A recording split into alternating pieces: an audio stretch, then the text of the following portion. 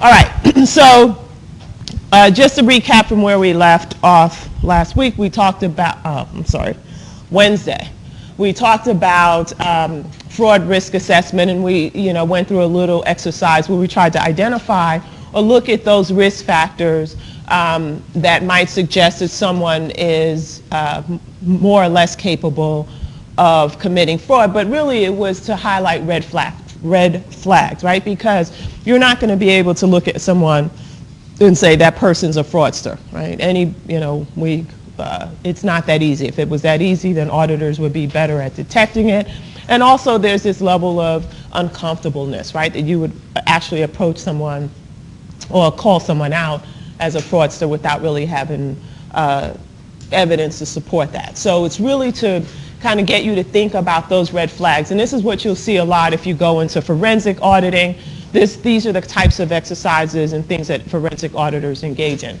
But from more directly in terms of what your responsibilities are as an auditor, as you're going through documentation, you want to also be aware, right? If you remember earlier in the semester when we did the skepticism case, one of the things that the auditor kind of noticed was the documents didn't make sense. Things just didn't add up.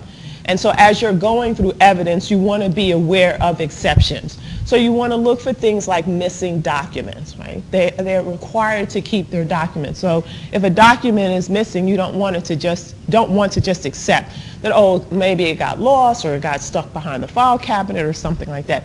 That's not to say that that's not the case, but again, remember in that case, that should raise to you heighten your skepticism. If documents are altered, and this is really key here in this day and age, right? Because of the software programs that are available to anybody, right? You can go out and purchase a software program. It's not very expensive, right? And so it's easier to alter documents or create false documents that really look legitimate, right? Whereas in the past it wasn't that easy to do. I had a client when I was a second or third year auditor, and I actually wasn't working on this area, but one of the other auditors was working on inventory. And this particular client, they had government contracts, and so the government, they would build they would buy the materials and pieces that they needed, and then they would bill the government for that. So they were creating these duplicate billings that they would send the government, or documents that the government would send them back to confirm orders and things like that. They were going out and duplicating these billings to make it seem as though they were actually generating more revenue than they were really generating. And the way that they did this was they went to a printer, right? They didn't have, because this was back in the 80s, when I was a second or third year auditor. And so they didn't have word processing machines like we have now, or programs that literally everyone has on their machine the ability to generate documents, right? So they were actually going to a printer, and the auditor, the senior who was working on this area, just noticed something that was off because it was at a printing shop.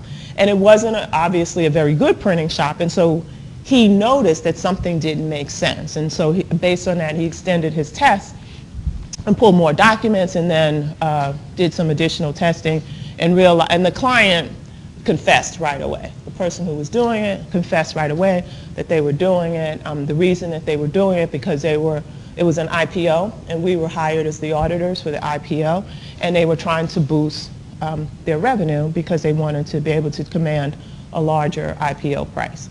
So, again, so I gave that story to say back then when we didn't have the sophisticated software programs that we have now, it was still difficult to detect, but it was detectable.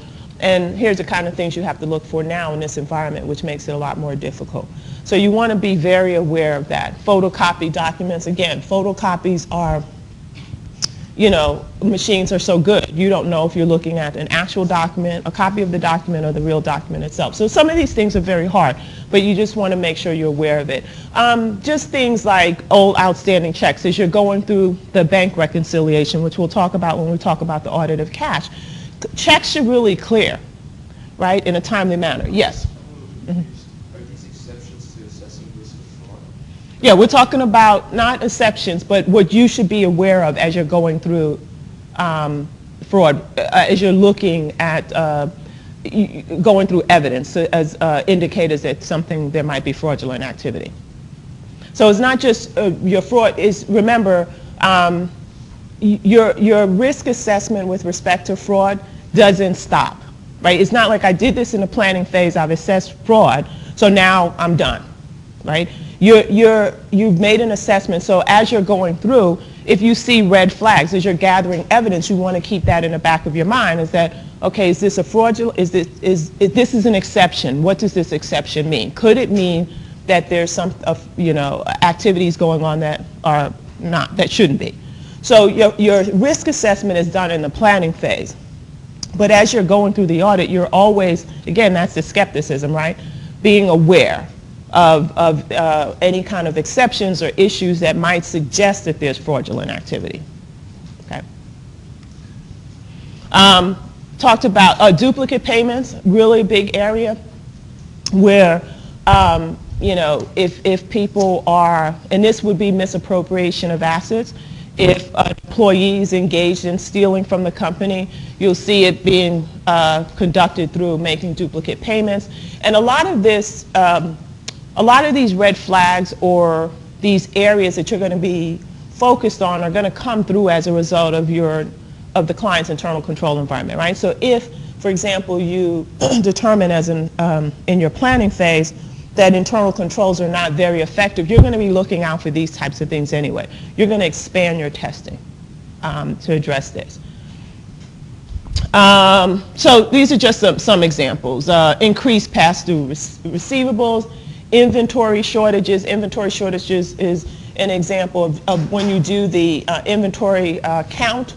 If the inventory that's in the warehouse doesn't match what the client has on the books, that's probably an indication either there's shrinkage through just a normal operating cycle, or someone might be stealing the client's assets. So these are the kinds of things you look for, exceptions you look for that might suggest that there's fraudulent activities taking place.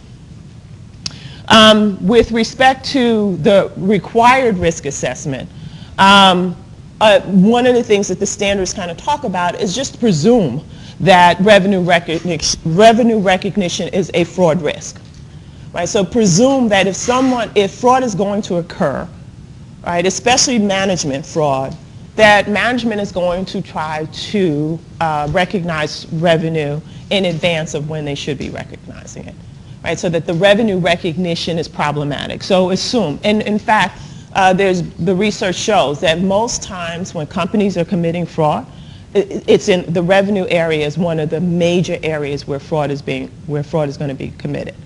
So the standards say kind of assume that revenue recognition is a high risk area and a greater susceptibility to fraud. When looking at internal controls, you want to make sure you focus on the tone at the top, and we're going to talk about internal controls today. The tone at the top is very important. What message does management send to employees about internal controls? How do they deal with internal controls? How do they respond to reports that the internal audit department, if they have an internal audit department, how do they respond to exceptions that have been identified by the internal audit department? And how do they deal with that? What are the repercussions if, for example, people are not adhering to the company's standard of internal controls? So what's the tone at the top? Does management override controls? When you do your ACL project, I think there is an exercise in there that requires you to look at journal entries or generate a list of journal entries, trying to identify any unusual journal entries, any unusual adjustments. So if you consider the fact that in most accounting systems, right, we're in a computerized environment, right? So most of your journal entries should kind of be standard. Right? Every month you should see an entry posted to the general ledger sales account, right, as a credit, and that entry should be coming right from the sales journal, right? Cash disbursements. The credit to the cash account should be coming right from the cash disbursements journal, cash receipts, right from the cash receipts journal. So you should see basically an entry a month, right, hitting those accounts. What you're going to be concerned, so you should be able to pick up the general ledger, scan the general ledger, or use ACL and run a query on the general ledger to see what are the postings to the cash account, right? And if it's coming from the cash receipts journal, then there should be 12 postings, right? Every month you post. Sales journal, you should see 12 postings, credit to the sales journal. To the sales account, right? So what you're scanning is, are there any topside adjustments? Because management does have reasons to make topside adjustments. Those should be anomalies, and those should be few. So you want to examine any unusual adjustments to the general ledger. Any accounting estimates, and again, remember when I talked about management fraud, one of the areas that if managers are trying to manage their earnings or improve the financial position or picture that they're presenting to the public, then the way that they're going to do it is within the bounds of GAAP, right? Because GAAP does allow them this flexibility. And usually you'll see it in these accounts where there are estimates, where that requires a lot of judgment and estimates. So you want to look at those accounts very closely, because you're not going to get an external document that says, the allowance for doubtful accounts should be X, right? There's no external document that you're going to get to suggest that the allowance for doubtful accounts is right. You can't confirm the allowance for doubtful account. There's no third-party evidence. There's no third-party evidence for obsolescence reserve, right? So you as an auditor are going to be put in the position of really evaluating management's judgments about these accounts. And part of your planning risk assessment is thinking about what are the incentives that management have to create, to manage earnings. What biases do they bring to that account in terms of how you evaluate that? And then what about any unusual transactions?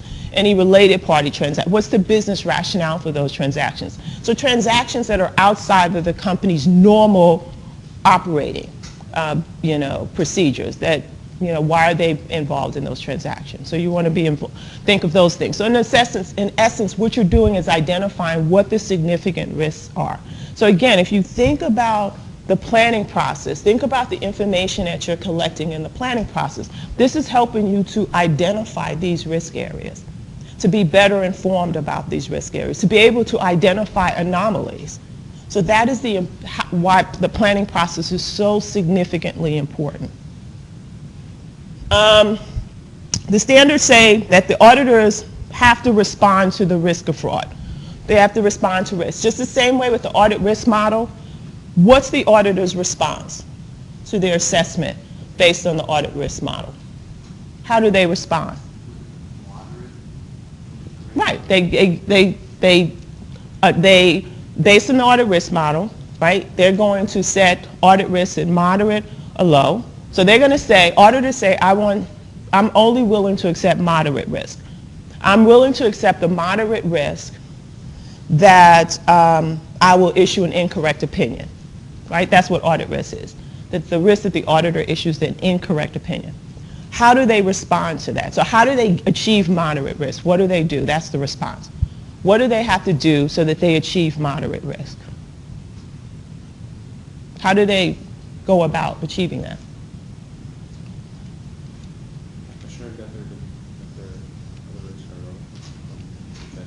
Right, so they adjust the audit risk model.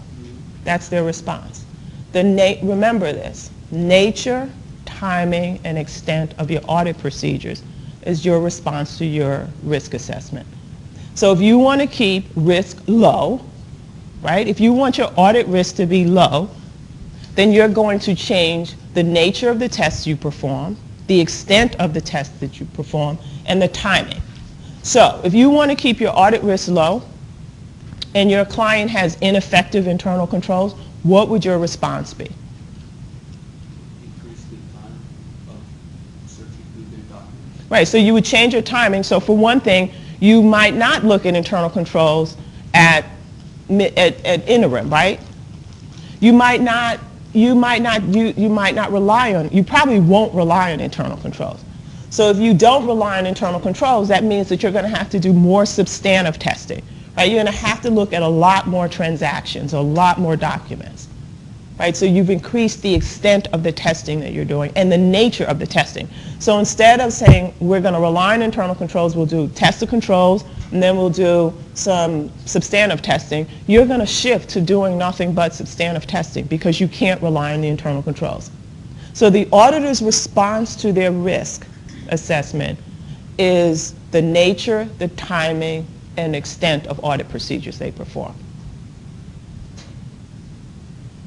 And that's the same thing with fraud, right? Essentially what the auditors do, based on their fraud risk assessment, is they change the nature or address the fraud risk by the nature, the timing, and the extent of the audit procedures that they're performing. It's in those areas where they've identified there's a higher risk of fraud. So for example, if the auditor determines that there's a higher risk of fraud in the sales and collection cycle because there's not an adequate segregation of duties, there's no management oversight, then the auditors will say, well, one, we can't rely on internal controls, but we're going to have to do a lot more testing as well. So we're going to have to do a lot more testing of those transactions. For example, if the auditors say, they do have effective controls, however, they have effective operating controls. However, management has a temperament or an approach where they're overriding controls or they're dominant, that increases the fraud risk. So the auditors will say, even though controls are effective, we can rely on, we're still going to want to look at we're going to want to look at more transactions. We're going to want to focus our effort in those areas where management is likely to override internal controls. So those transactions that would be affected by that decision. So basically that's their response to audit risk. The risk of fraud, I'm sorry. Once you do that, you have to evaluate your audit evidence, looking for any discrepancies in the accounting records, any missing evidential matter, any unusual relationships that seem problematic. And then you want to, and we'll talk about this more when as we go through the performance phase of the audit, right? We talked about initially analytical procedures being attention directing. Analytical procedures are also required in the final phase of the audit, or the wrap-up, the completion of the audit, because it's meant to kind of take a larger view, a broader view, now that you have more evidence. And so again, that's what your substantive tests, when you perform analytical procedures at completion, you're looking to see, is there anything, given all the information that I've collected, and what I now know because of the evidence that I collected, does it make sense? Is there something that doesn't seem to make sense? Is there a relationship or a business transaction just seems to be out of place? If the auditor does find evidence of fraud, they're required to communicate that right away. Right? So they should be communicating that to management, and they should be communicating that to the audit committee as well. Because remember, the audit committee is charged with oversight of the financial reporting process and the audit process. When we talked about materiality, we talked about qualitative factors. Well, fraud is one of those qualitative factors. So if the auditor finds evidence of fraud, it's no longer immaterial. Right? The auditor has to communicate that to management. It's management's responsibility to address that fraud. The auditor will obviously adjust their audit procedures, but they do not now become forensic auditors. They have to consider the impact of that fraud in terms of, does it result in a material misstatement to the financial statements? And if it does, then they have to adjust their audit opinion accordingly. But if it's not, they still have to investigate, well, will it? They have to be able to determine that it is not a material misstatement, right? So they will adjust their audit procedures. But they're not now going to become forensic auditors where they try to find the fraud, right? Or who's committing the fraud. That's not their role, unless the client hires them to do that.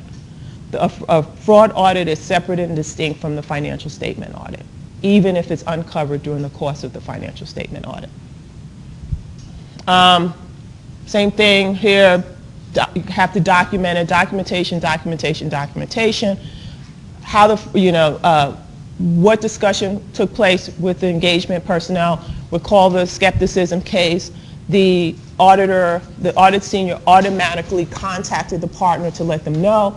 They determined what the next steps were, brought it to the attention of the client, followed through in terms of what procedures they were going to perform. In terms of things that auditors look for, to give them some idea of management and how management deals with these issues, is they look at the corporate governance structure. What kind of corporate governance is in place? What's the tone at the top? How involved is the audit committee? Is it an effective audit committee, or is it only an audit committee in form? So they look at those kinds of things. What message does the company send to its employees? So for example, a lot of companies have zero tolerance for T&E fraud. If you commit a fraud, if you steal company funds through travel and expense, or you cheat on your travel and expense report, you get fired. Most companies say, and most people will say, well, that's so minimal, but that's what a company is trying to convey. We won't tolerate it. Even something small, like a T&E, you charge too much on your T&E, or you put in for a dinner you didn't actually have, then we're going to fire you because we don't trust you, you lack integrity. Right? So they're trying to send a message, a strong message, to employees about what they will tolerate and the impact of it. Management has a responsibility also to evaluate the risk of fraud. When we talk about internal controls, we'll talk about risk management and risk assessment by managers in terms of the internal control environment and setting up the internal control policies and procedures. It's management's responsibility to develop internal controls, not the auditors. Just quickly summarizing this, here's a chart someone did way back a few years ago, talking about the different fraud schemes and who detected them. And what I just want to point out here, the external auditors rarely find fraud. They're really the people to find fraud, right? And again, remember, they're assessing the risk of fraud, right? They're not forensic auditors. And they're not expected to be forensic auditors in a financial statement audit, right? They're expected to assess the risk of fraud and develop their audit procedures to address that risk. And so when we think about all of the limitations that we have with an audit, right, you're not looking at 100% of the items. If somebody's committing a fraud, they're covering it up. They're not going to say, oh, guess what I'm doing, right? So it is very difficult. So most auditors will go through their entire careers and never, ever, ever encounter a fraud, which makes it even more difficult because people learn by experience, which makes it more difficult for them to detect it. Okay. Just again, here, KPMG's forensic group took this fraud survey back in 2003. I think they have a more recent one. But what you'll see here is some of the factors that contribute to the risk of fraud would be things like collusion between the employees and third parties, right? And that's what's difficult to detect.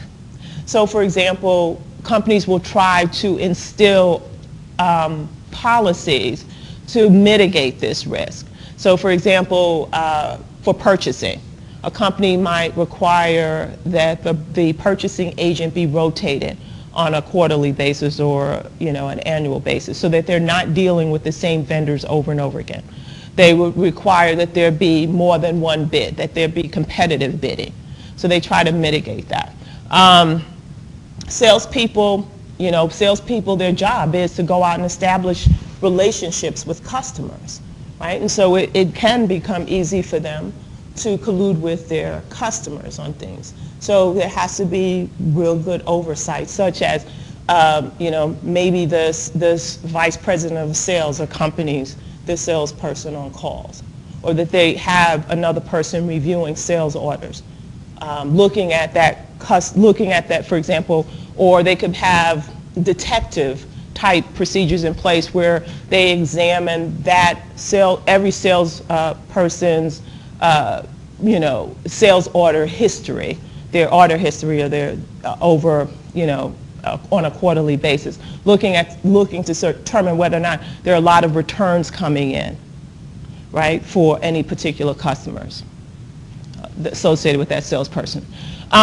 Inadequate internal controls, management's ability to override internal controls, but as you can see, inadequate internal controls is definitely the biggest issue that increases fraud risk.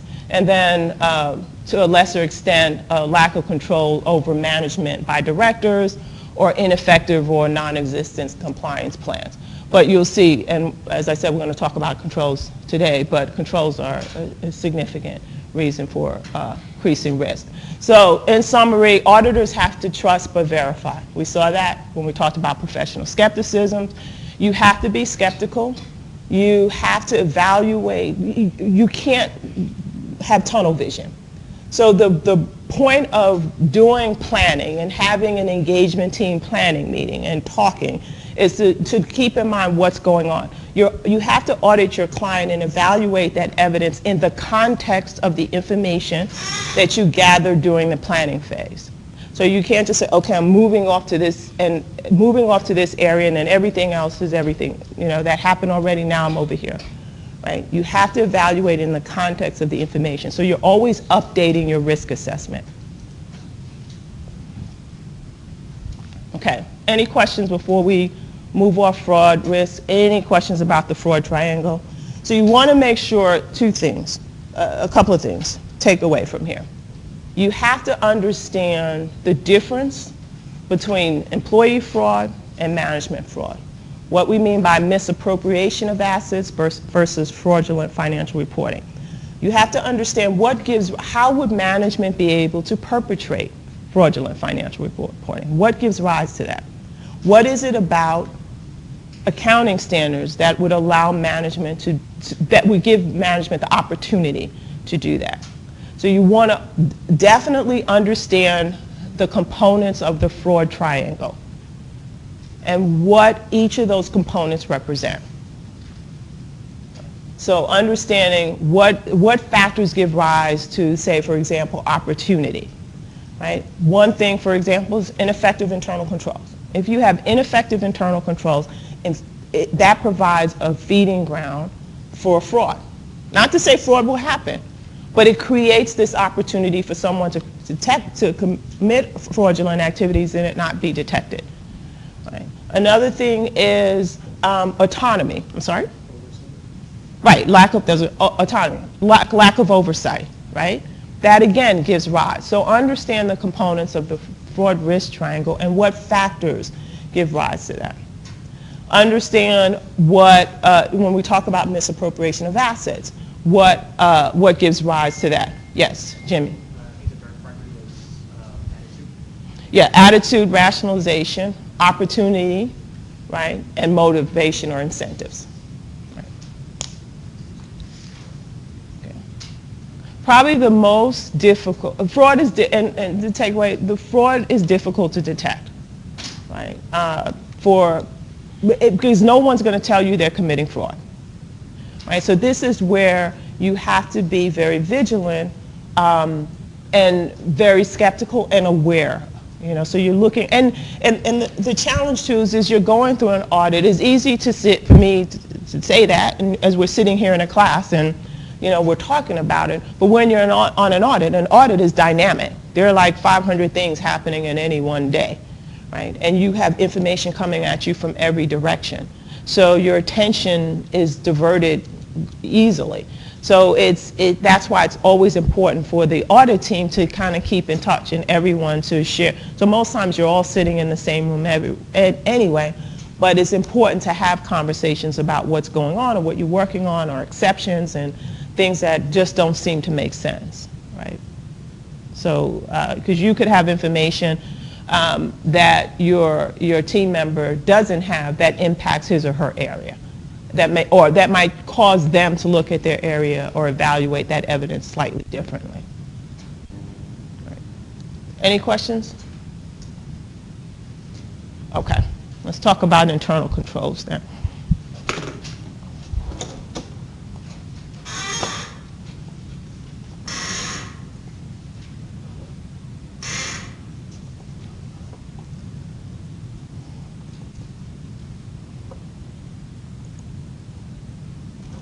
Okay, so when we talked about the audit risk model, one of the significant components of the audit risk model is the auditor's assessment of internal control risk.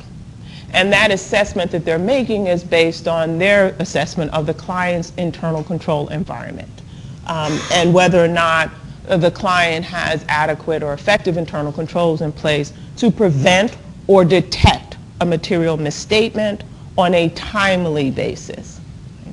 And so as you can imagine, the internal controls are the responsibility of management, and auditors are only assessing the client's internal controls, right? So they have no control over the client's internal control environment.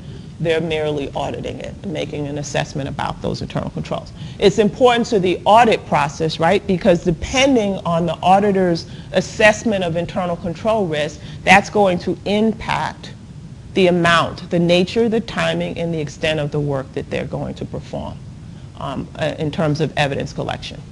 So what is internal controls? Internal controls, as I said, is management's responsibility.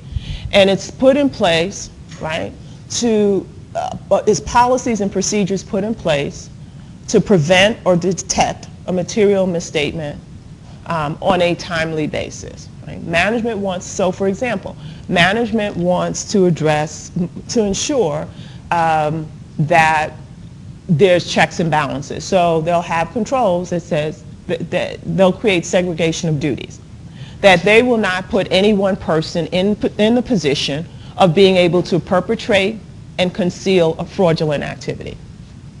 So they're not going to put me in charge of collecting cash, right? And then recording the journal entries and updating the financial records related to cash. Because I could steal, if I had all those responsibilities, I could steal cash and cover it up. Just write a journal entry to make it seem like it never ever happened. Internal controls it's a judgment process. There's no such thing as a perfect set of internal controls. Internal controls are not going to catch every single thing possible. Why? Because there's this thing called collusion.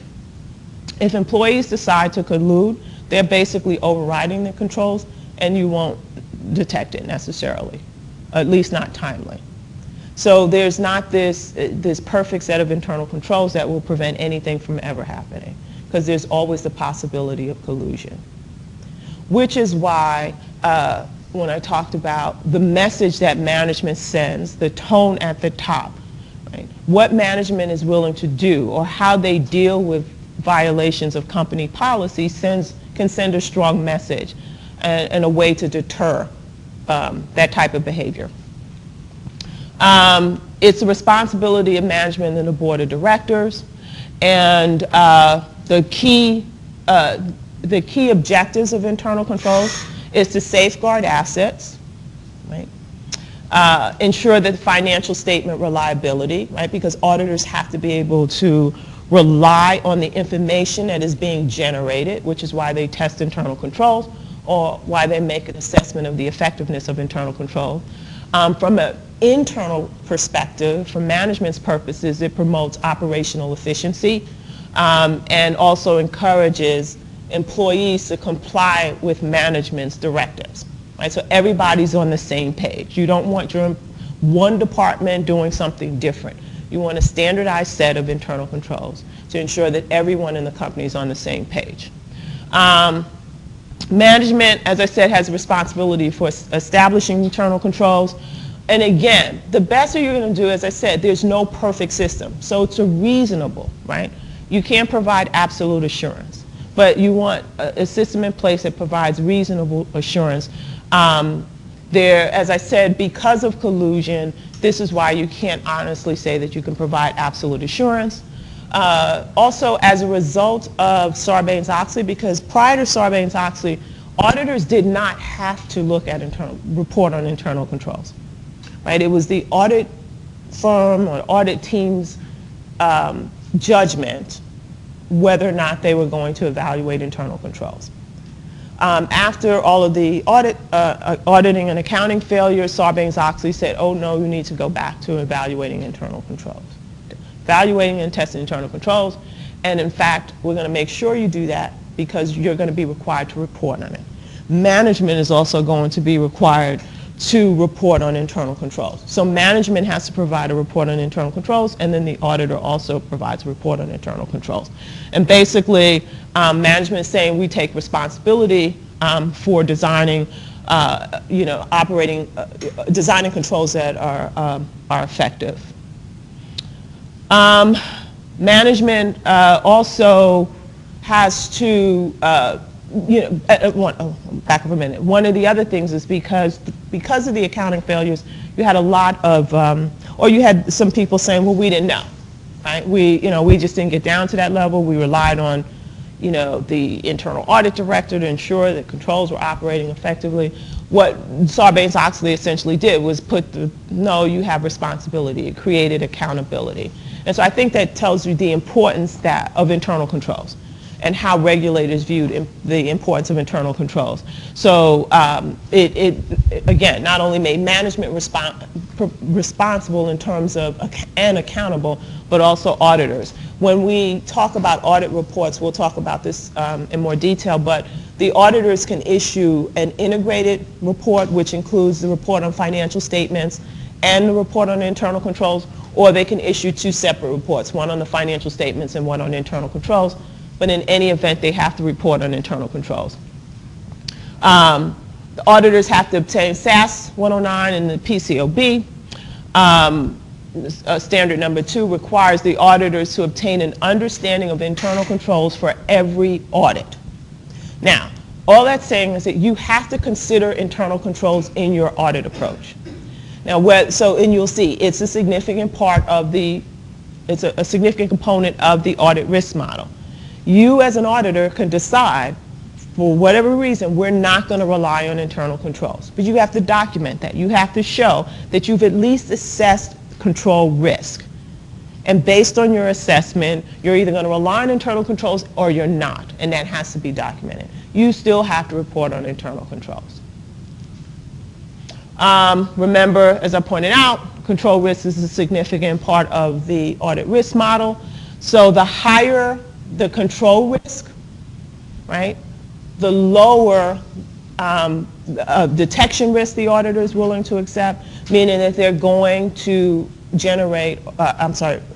accumulate more audit evidence. It's going to change the nature, timing, and extent. They can't rely on internal controls. They're going to do more substantive testing. So the components of the internal controls is based on COSO. And basically, there are 5 areas. The control environment, which is management, right? In terms of, well, how does what message does management send to its employees about the importance of internal controls? The risk assessment, not by the auditors, but that management has to perform a risk assessment. Because you cannot establish effective internal control procedures if you don't know where your risk is. Right? So that's like blindly just setting up procedures. You have to assess where your risk is, because you don't want to set internal control. You don't want to set up an internal control policy for something that's insignificant, right? It's like it probably won't ever happen. So the chances of this happening is slim to none. But I'm going to have a control procedure anyway, because controls are expensive.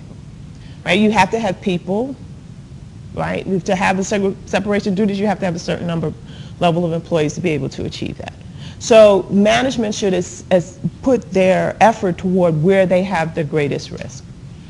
So they should be performing a risk assessment. Control activities are the actual controls that are in place. Segregation of duties, authorization, right, of transactions. Those are what we call control activities. Information and communication is, as it says, the information and the communication with, say, for example, if you have an internal audit department, how are the results and who are the results communicated to of those audits? I think I said before, when I was an internal auditor, my department reported, or my director reported to the treasurer of the company, right? Because in that company, they wanted it to be independent. So we did not report to the CFO or the controller. We reported directly to the treasurer. The treasurer had no responsibility over financial reporting. How is it handled? So for example, when we issued a report on internal controls, if there were any deficiencies, and certainly if there were any significant weaknesses noted, the unit or division that received the report had a specified amount of time to correct it.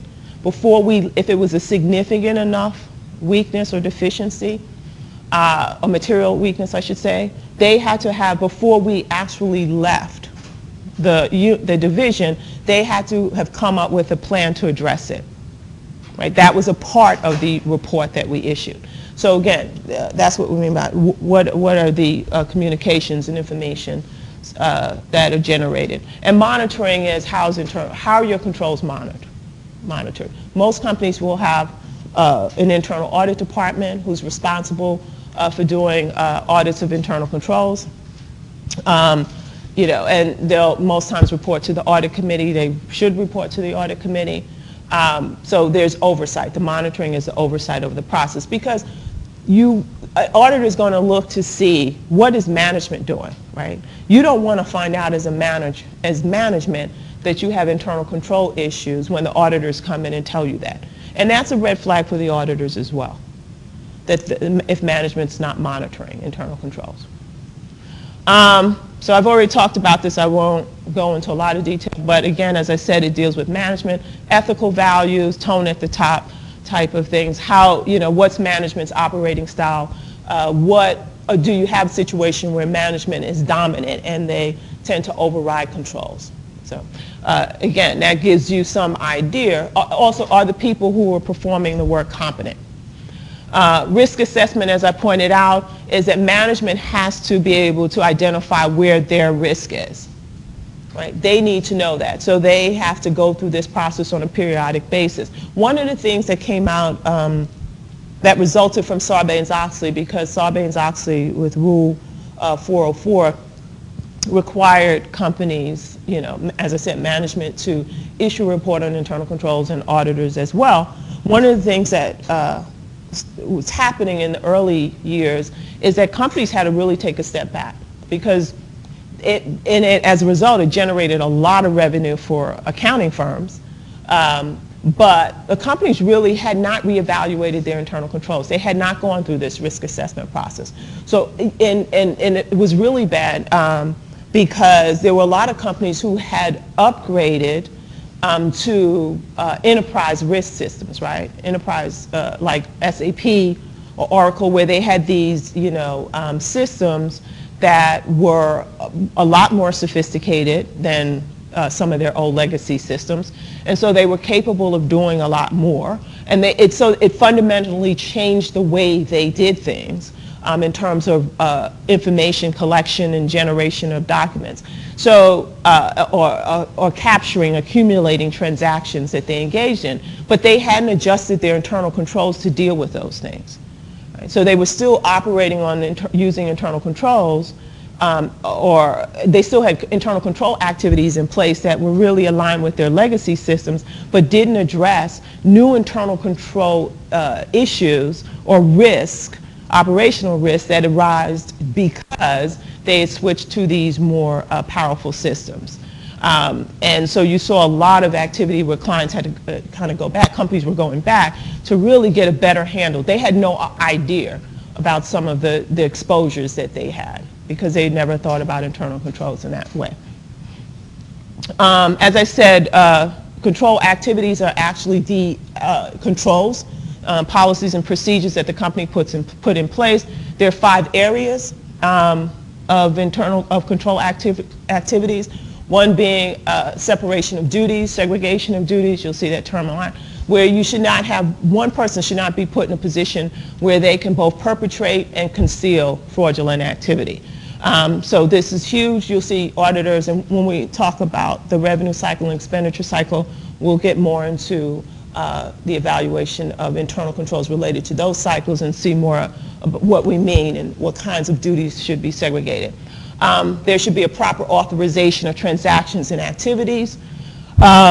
So, for example, not everyone should be able to go out and purchase, right? There should be limits set to that.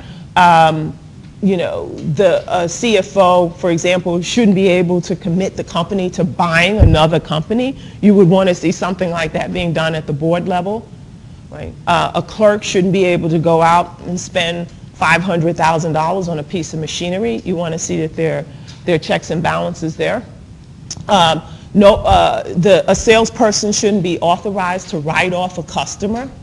Right? You would want to see that there's some level of approvals and authorizations outside of the salesperson who does that. So proper authorization of transactions and activities, adequate documents and records.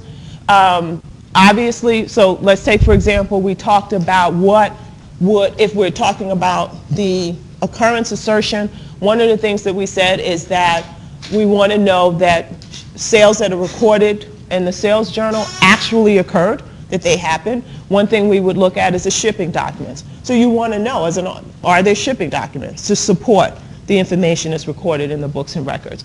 We look for things to be pre-numbered and that they're prepared at the time of the transaction, right? It's important when we think about cutoff to know the transactions, the date of the transactions are factual. Physical control over assets and records, and that includes not only physical assets, but access to data. Right? The company's financial information is an asset, and you want to see controls over that. Controls over confidential information, such as payroll information, that who should have access to that. So those are physical controls are important, and then independent checks on performance. So somebody's reviewing. If I have someone do a cash reconciliation or a bank reconciliation, that someone else reviews it and makes sure that it's done appropriately. So those are your 5 control activities. In terms of segregation of duties, the areas, the 3 areas that you want to see, that you want to see that are to achieve an effective segregation of duties is that the person who has custody of the asset or the people who have custody of the assets do not also have the ability to update the accounting records. They should not be responsible for the accounting over those assets. If I have custody of cash, I should not be able to go into the financial records, the general ledger, and update the cash account. Right? I should not be able to record any journal entries related to cash. Authorization of transactions from the custody of the assets. Again, you want to make sure that I don't have the ability I have an asset and I can authorize a write-off of that asset. Right? I get a check for a customer accounts receivable, a customer pays. And then I can authorize writing off that customer account, right? Because then it goes away. It just looks like we wrote the account off. In actuality, the customer paid us. I took the money and I pocketed it. The customer is never going to complain because if I wrote it off, it's as though it was paid or it's a write-off, right? Operational responsibility from record-keeping responsibility. And this, we don't really talk a lot. You should see some of this when you do the importance of having IT responsibility separated from the user department, right? So the user department authorizes adding an employee, right?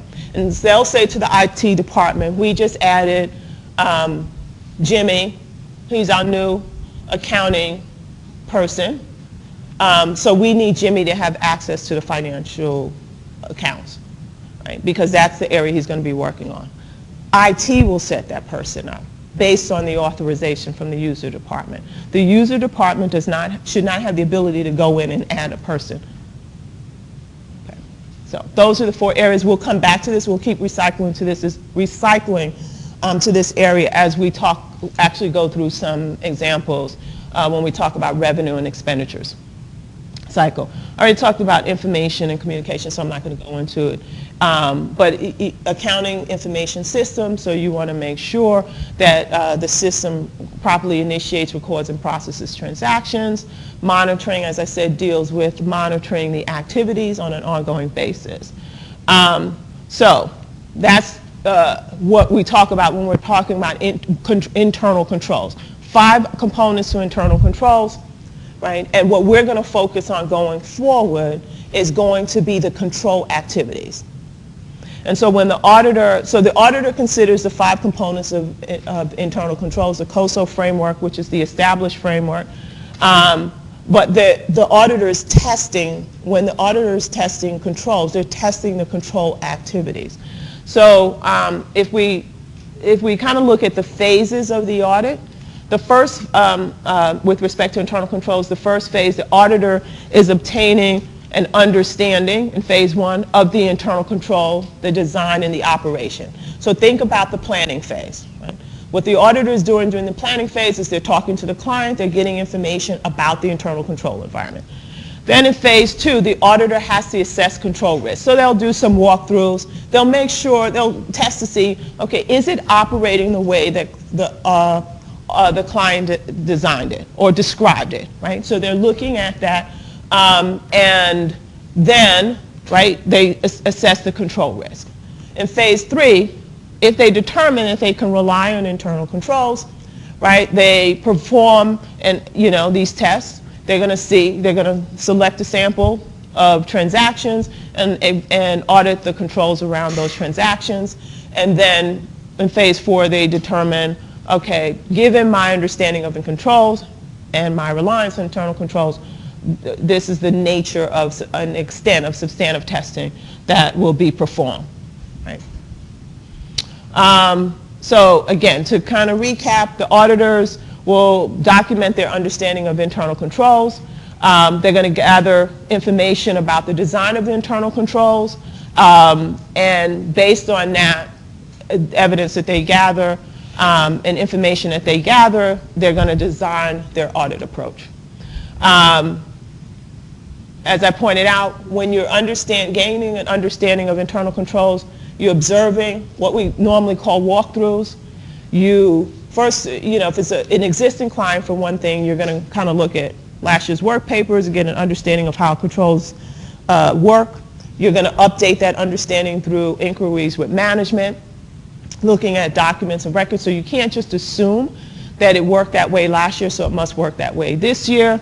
And you're going to observe as they go through these various activities, and is what we call performing a walkthrough. So you take a transaction and you walk it through its normal steps in that transaction process to ensure that the controls are operating as you understand them to operate. Assess what the control risk is.